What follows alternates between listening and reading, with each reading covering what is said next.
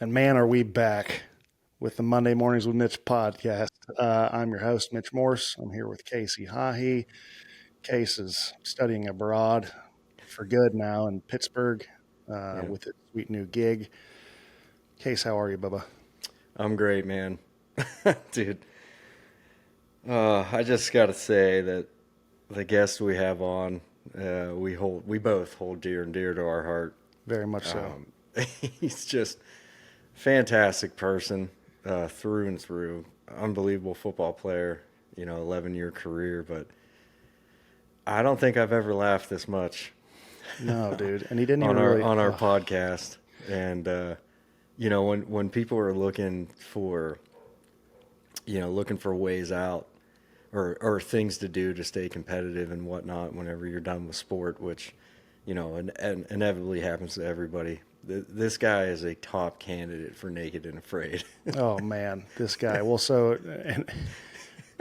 in all transparency, we tried to film an intro while he was off on this, kind of the screen was away, and Yep.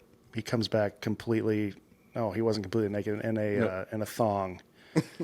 So I can't get over that. He truly is one of one. It's Tyler Shatley, like Casey alluded to. We both hold near and dear to our hearts. A beautiful human being, great father, great football player. His story's amazing. What a delicious chat we have with him. And Yep. I'm really looking forward to everyone listening to it and hopefully watching it. Please sit back, relax, and enjoy our episode with none other than Tyler Shatley. I've got a long list of real good reasons for all the things I've done, and regret is just a memory written on my brow, and there's nothing I can do about it now. Okay, so we got ourselves a doozy today there, baby. Selfishly, I've been wanting to talk to this absolute beauty since the inception of this show. He stands at 6'3", 34 years old, about to be a father of four. When you ask the man what he's doing on any given day, it's just he could be leading the youth to the good word of the Lord, or he could be doing some lines on a easy. He could be ripping some waves. Doesn't do any lines. He's a child of God as well. But this is none other than Tyler Shatley. Welcome to the show, Tyler Shatley. Hey, The Shat guys, I Daddy. appreciate you having me on. Gotta say, first off, big fan of the show. Been following for a long time, since the inception, and really love We what love you it. got going on. We love Well, it. we really love. I don't know if that painting behind you is portable. Do you mind grabbing that painting for the? Hey, yeah, let me bring it Yeah, over can- here. can- Actually, Yeah, bring can it you over bring that up here? because we Yeah, got a yeah. picture. We got a peek of this, and I also Is want to that- see Skinny Boy Shat. Ooh, look at that kid. Is that General Cornwallis? Oh, it's General Corn Shatley. there it was. Believe Look at That's that. so That was my- amazing. I, That was my rookie year. I Rookie can't year believe that. photo. Skip. All right, so put that back and give us the story behind that photo, because that is a centerpiece that I kind of want in the house here. Well, Mitch, Casey, I'm glad you asked. As you know, the Jacksonville Jaguars have made London a second home. And Yes. God, what was it? I was getting ready to go for my 10th time. No, it wasn't our 10th time because COVID, we didn't go. So technically 9 Yeah. times. So we were getting ready. We on our 9th trip over there. All right. It's a lot of times across the pond. And the offensive line guys thought it'd be a nice gesture to, we stayed at the, some super old place. I don't know, some old hotel over there. Used to be Is like the a Hanbury church. Manor? Hanbury Manor. Yep. There you go. That's And they what had we a bunch of did these like last old year. pictures. Yeah. They had a bunch of like the old pictures and stuff. And they thought that would be a good gesture because I had made some kind of record of NFL player that played the most games in London. Yeah. Yeah. So some of the guys got that done for me. That is awesome. And now it sits right over here. My wife won't let me hang it up on the wall and make it permanent yet. Right. Um, Well, because she This- wants to bring this it is and show her friends. obviously. And then Yeah. I liked it right there too. As you can see, that's a changing table for number 4 that's getting ready to be here next week. And I just Yeah, thought, what congratulations, better? by the way, dude. Hey, thank So you. when they're changing, they know. So It's right there. when my youngest son is changing his poo diaper at 3 a.m, he's gonna have like just the eyes of his father on him. There's nowhere that he can go over that is outside of my love or protection. Well, that looks like one of those photos that, those old ones that they make where it feels like no matter where you are in the room, Yeah. like the eyes kind of follow you, and no eyes that I'd want following me more than Tyler Shatley. You spoke on the fact that you've probably played the most games ever as a football player in London, but you also have one of the coolest records for the hometown club here in Jacksonville, which is the most consecutive games played Yeah. by a Jaguar, 140 games, Tyler Shatley. And to say that's such a unique thing to have next to that picture of yours. You should put underneath that, would be sick. But you didn't take you took the road less traveled, let's just say, to be an offensive lineman to play the most consecutive games. You grew up in North Carolina, but then you ended up down in Clemson as a fullback, if I'm correct, right? And then they said, this guy loves to chow down on some grubbage. Why don't we move him over to the D line? And then I don't something even know happened. if I was there as a fullback. It's funny, like that. I think that was just like the carrot thing. Like, yeah, dude, like you can play fullback, sure. You're five flat as blazing. Like, just come on over here. Just to get you in. Just to get me in. Yeah, sorry. Go ahead. Yes. No, this is your story, my friend. You go, and then you were so twitchy that they moved you over to the D line, right? Yeah. And they said, I only assumed that you were hurting so many people in practice. From your twitchiness and your explosiveness, they said, why don't we move you over to the offensive line for the good of everyone? And it stuck. That's dude. right. So why don't you give us a little bit about your time, of course, in high school, but also in Clemson with relation to football? Yeah. So high school, like I said, dude, for some reason, they used to hand me the football a lot. We ran the wing tee. I was playing fullback, dude. I'm getting like 20 carries a game. We didn't throw the ball a whole lot at all. I think I can remember we would go 3 or 4 games without even calling a pass. It was a good time to be a football player, But like you said, my diet consisted mostly of sweet tea and biscuits and gravy, which led me more towards a lot putting my hand in the dirt on the line. Obviously, at fullback, I always had my hand in the dirt as well. So I moved to D-line coming into Clemson. I was there for a while. For some reason, they thought that I had reached my potential at D-line. No, just a hole plugger. Tried to be a student of the game at that position, but they moved me to offensive line my junior year, going into my junior year. Honestly, it was the best thing for me. Better fit just all around for me and my family. Yeah, it worked out. We only laugh because what people see right now in this short 5 or 6 minutes is this very buttoned up dude, right? Right. But you're a real lunatic, savage pig with, of course, that loves Jesus. But okay, so you go do the Clemson route. You go undrafted, 2014.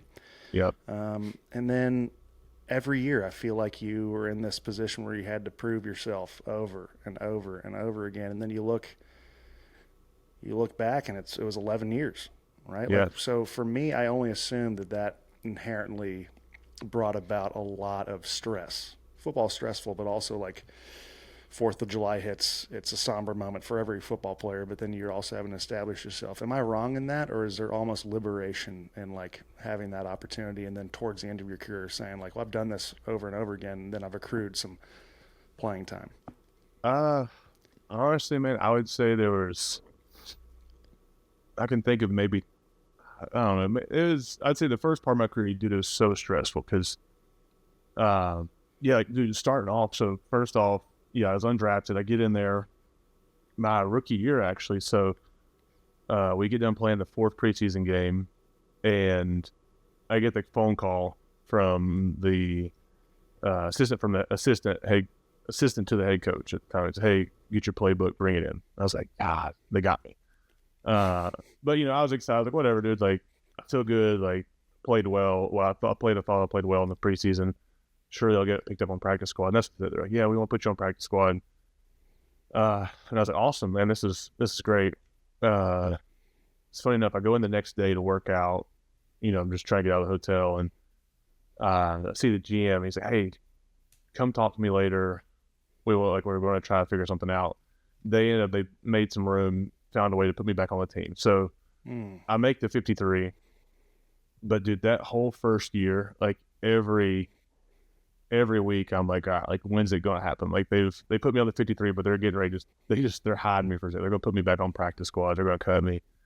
So that whole first year, dude, I'm stressing the whole year, like, and my head's just spinning. I have no idea what's going on. Like, all I know is that every week I got to get enough Twizzlers and Starbursts for this room and keep the refrigerator full of waters and Gatorades and, wash all the veterans back and stuff. I don't know. You did that. They didn't ask you for that. You just did that was for fun. Yeah, you did that for fun. Yeah.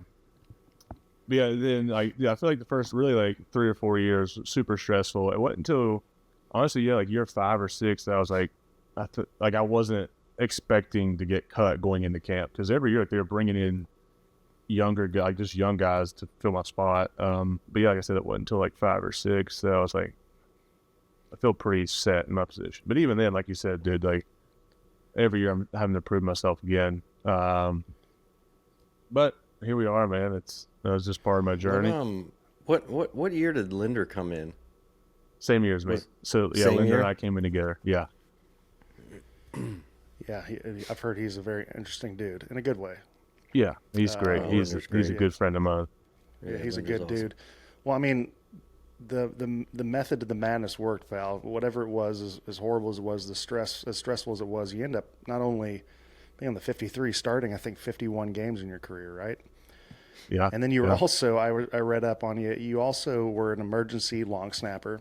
And did you happen to snap for a game-winning field goal? Yeah. One time in your career, and tell me how carefree that experience was. So, just the freest I've ever been, honestly. So the whole game, we're playing the Chargers. Starts off, our left guard, he's dealing with some like knee tendonitis pain. I see him over there. He can't even bend his leg. Yeah, so they're like, heck, you're going to go in. So I go in at left guard. Mind you, this is at the point where I've been playing mostly center. So I'm sure you know, Mitch, and like, you're just like, dude, like guard just feels like a world away from center. So I'm out there playing guard, and then I don't even know what happened, but the special teams coach runs up to me and says, hey, like, go get some snaps. And I was like, what do you mean, some snaps? And he's like, dude, like, I think it was Carson Tinker at the time. He's like, Carson's down. He's like, we need you to go in and snap. Thank God we had the backup we had a fullback that was the backup punt snapper, so he did that. But huge. We I think we were losing most of the game. We get back within 3, and we go out there. We drive down the field, and we're down 3. Time's about to expire, so we have to kick like the game tying field goal. So I go up there, dude. I'm trying to be like super quiet, like just super nonchalant. And one of the defensive linemen points at, he's like, hey, this is the guy who's at the regular llama snapper. He's going to screw it up. And then I start panicking. You know what I'm saying? Like, everyone notices that my fly's down now. And, oh, dude. So, first one, I think I ripped it back there, just gave him straight laces, but Lambo stuck it through. We get into overtime. Oh, yeah. Yeah, it was great. Was that the only one you had to snap for? No. Oh no. It gets better. Casey. Oh, okay, yeah. We get in overtime. I don't remember who got the ball first, but I think they might have. We get it. AJ Boye gets an interception, and he starts running it back. And like, dude, when I tell you, there's no one in that stadium cheering harder for him to score than number 69 for the Jacksonville, where it's like I'm screaming my face off, like get in the end zone. I don't remember where he gets tackled at, but we go out there, run like 2 plays to center it, and then I got to do it again.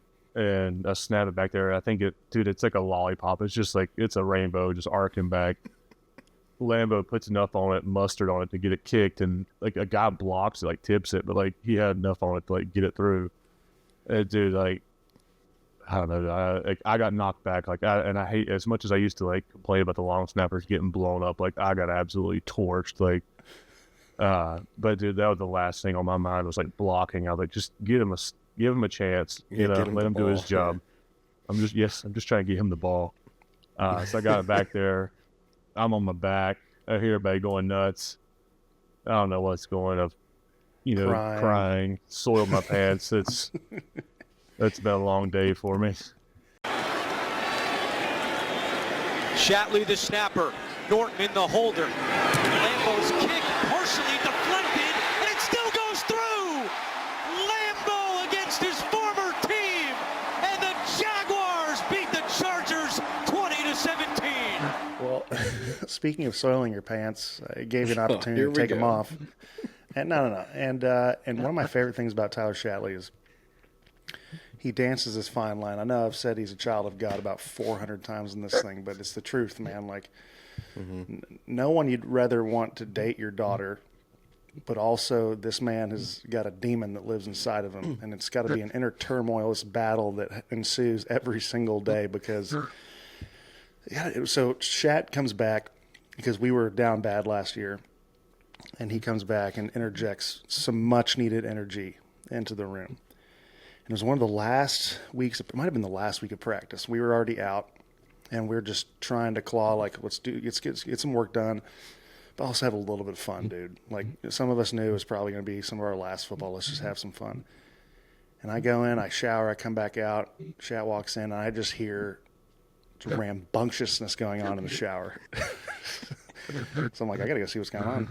And Shat is doing a handstand with his feet against the wall with water just showering down on his butt cheeks. He's washing his butt in the inverse. So weirdly, I feel like I'm dirty again, so I have to go take a shower. Of course. Naturally. Of course. And he kept that handstand for a good 2 minutes, and then it became a crowd. But if it was either that or, Christmas time comes around, there's electric scooters.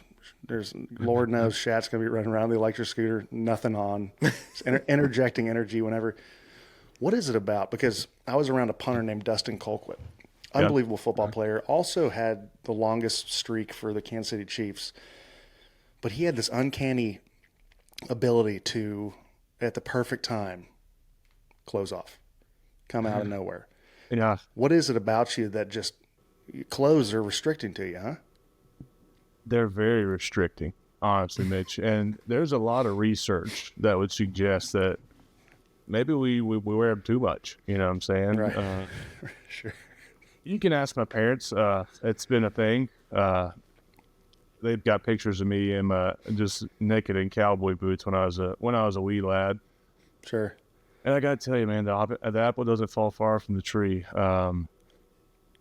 My kids, especially our youngest right now, is naked a lot. Cool story. Doesn't have tan lines. Like, you see him at the pool, he is naked, and there are no tan lines. There's just something freeing about it. I don't know if you ever swam that way. You're so much faster. Yeah. Right. And honestly, when you see an electric scooter, you just want to get on it. Right. There's no time to put on shorts and t-shirts. Like, you just gotta get jump on it for the moment.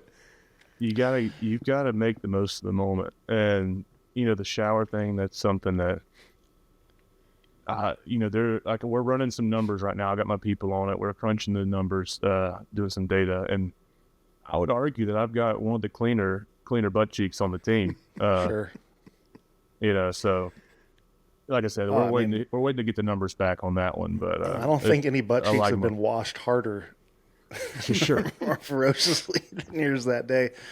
But it was everything, man. Like water slides, nothing's safe from Shat, and nothing. And it's what's so great about Shat is that you are a glue guy in the locker room. And when people say, like, who are some of your favorite teammates, Chat always comes up, and it's one of those things that I wish we had way more time together, right? Yeah. Because not only did we only have that year, but it was expedited because you were testing out retirement for a touch. Yeah. And then another thing that Shat did that was pretty impressive was during your little hiatus, because it was kind of some weird tomfoolery where we all thought you were going to be a part of the team. Didn't work out that way. And so you had these few months, so you signed up for a marathon. Yeah. All right. Well, then you decided to come back. So you'd already lost some weight. You gained all this weight back. And then a month later, there's this marathon that goes right by my house. And there's Tyler Shatley, literally probably 3 weeks postseason, running a marathon. Yeah. What was that experience like? And would you do it again? Yeah, dude, but planning to do it again, it was, I don't know, when I took my little stint off, I was honestly just looking for, like, what's that next thing? You know what I'm saying? Like, what's that? I got to scratch that competitive itch. Your butt cheeks are clean, so you can't My scratch butt those. cheeks were super clean. Didn't need to scratch those. But, like, I was looking for that next thing. And honestly, just something, like, do that. Like, like, you get so tired of lifting weights. Like, I'm tired of lifting weights. Like, I want to do something that's different. So, I've heard people love to do it. It's called it's the Donna Marathon. It's a big Jacksonville one. Yeah. I just thought, man, that'd be sick to do. It's like enough of a challenge to, like, I'm gonna have to, like, really prepare for this. I just made up my mind, and then I had just enough people be like, you can't do that, to be like, all right, well, like, now I'm going to do it. Like, before I was thinking about it, but now I'm for sure going to try it. And dude, we got this. I mean, we talked about it. We did our Tuesday morning walks, helped me get my stamina up, my knees and feet, ankles ready. And then, fun story, Mitch actually ran probably 2 miles of it with me, right past his house. So about he's 300 yards. This guy's a trooper, like 2 man. miles. Hey, this guy's a trooper, man. I needed that, Mitch. You have no idea how much I needed that. What? You put the wind in my sails. And there's plenty of wind in your sails, because not only Shat a glue guy off the field, but he's also the mayor of Jacksonville, is what I say. He knows every single, if we're out walking or we're at the Donna or we're doing anything, have good luck trying to talk to Shat for more than 3 minutes with an unbroken conversation, because he's going to meet someone or see someone that he knows. It's a beautiful thing. But talking about those naysayers, especially in regards to the marathon, you had a naysayer in your house who didn't think you could do it, because not only did your wife, was probably wondering why you're doing that, she decided to plan something that same day, didn't she, Shat? Yeah, it was that was a tough week in the Shatley household. Of course, she comes up, she's like, hey, do we have anything? I don't remember what week it was. Let's call it February 6th. Early February, yeah. Early February. My son's birthday is the 8th. So is my brother and my grandma's, by the way. Shout out. Grandma. Shout out, grandma. I was like, no. Because naturally, like, when she asked that, I didn't check my calendar. I also hadn't signed up. I'd signed up mentally in my head. I hadn't actually signed up on paper for the marathon. So I didn't know. I had no idea what it was. And then I see that my son's birthday party is that day. Sunday, February, whatever. And I was like, oh no. But I've already told enough people I'm doing this marathon. Like, there's no getting out of it. So we had the birthday party, I think, was planned to, it was like a 3:00 birthday party. And I already timed it out where I was like, if I just finish the marathon in, the time that, they don't bring the street sweeper to, pick up all the dead bodies, as long as I'm not on that bus, I'll be fine. And she was like, Tyler, I am not, if you die, I'm not coming to get you, because we have a birthday party at 3. You know what I'm saying? We've got 30 Papa John's pizzas showing up at our house, 2:45, and somebody's got to get them. And that was the spark I needed, honestly. You know what I'm saying? I needed that little fire. I said, listen, I'm going to finish this marathon, and I will be at that party with the biggest smile on my face, playing ball with the boys. And you did that. And I remember you had some setting up to do, right? You had some setting up to do. You had folding tables to take care of. Folding tables, pizzas. Like I said, set up some pizzas. I put out cones. It cones. That's what's the bending up and down to put stuff? How'd you feel Yeah. after the marathon? Because I've never done a full. I've done 2 halves, and I was Right. okay. 2 of them I had to go to work after, and I actually felt all right. But it wasn't until like the next day where I was like, Yeah. ugh. I honestly, I felt like I would say right after it's just like my knees and ankles felt Yeah, like loose, if that makes sense. Like, man, like Yeah. this, they're not like, I don't know, just you Gumpy. don't pound on them. Yeah, very gumpy. Yeah. yeah, Legs felt fine. But like I said, I am someone that operates that, like, just that little bit of pride gave me enough fire to get through it. And I just, I could just kind of walk, I walked around a little bit taller, just knowing that I had a couple of doubters that I was proven wrong, you know. Technically, you probably were shorter with how much you were compressing your spine, running Definitely shorter. 6.2 miles. But okay, so Shat, what are you doing now? Right? Like, what's in the game plan? I know you're about to welcome your 4th. Yeah. Which, congratulations, man. That was unbelievable. Thank I was you. there when you found out, which was super Yeah. cool. Yeah. That's what we'll say. Yeah. It was a blessing, right? It's a and blessing then- for sure. It was a blessing, dude. It's a beautiful gift. But what's on the docket for you, dude? What's going on? Yeah, so right now, honestly, dude, just lately I've been surfing a ton. I've been really enjoying that.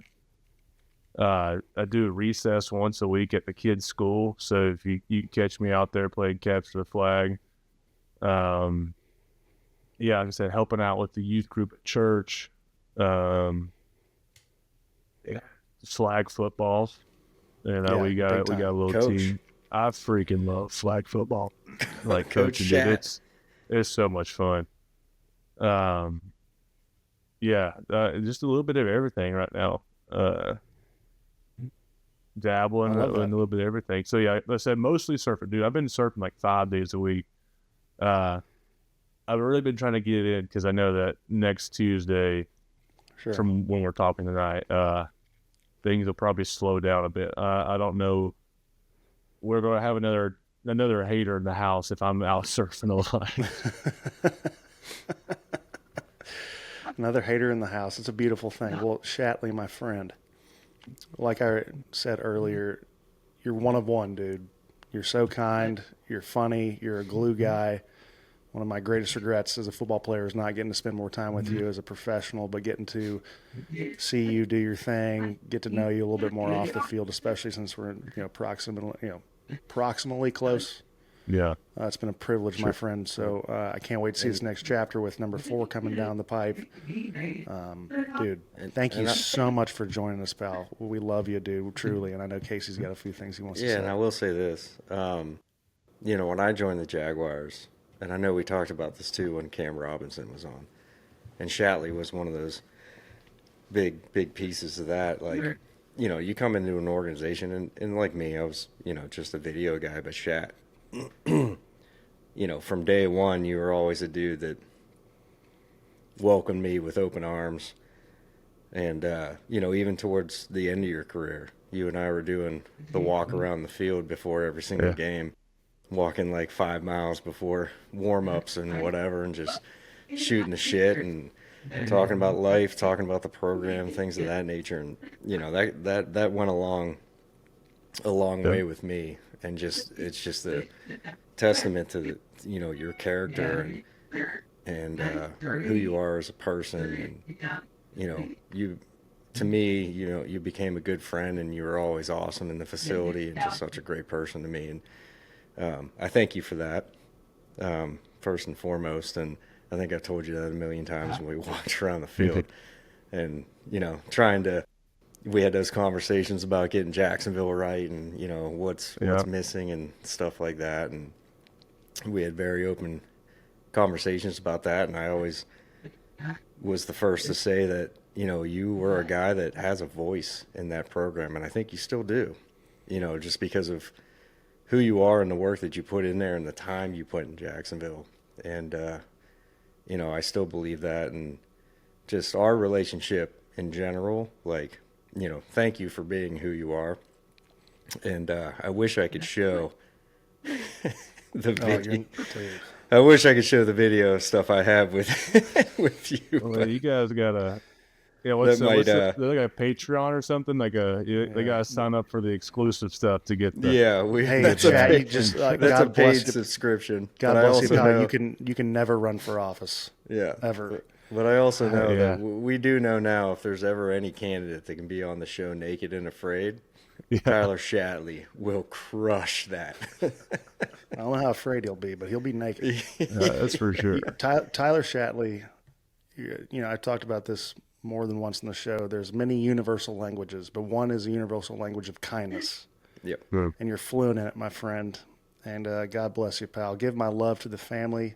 I will. And we'll talk to you soon. Well, hopefully we can have you back on when you're a father of 4, and let's see if we can't get those pants off next time there, kid. Hey, we'll see what we got. I appreciate you guys, man. Love you both, man. Y'all are both class acts. Glad we had the time we did together. And appreciate you guys having me on. You're the best, Shat. Tyler Shatley, record holder for the Jacksonville Jaguars, most consecutive games played, and just a gem of a human. If you ever want to catch him out, he's ripping waves 5 times a week. Cheeks Love you, out, buddy. ripping Take it easy. waves. Cheeks That's out. right. See you, buddy.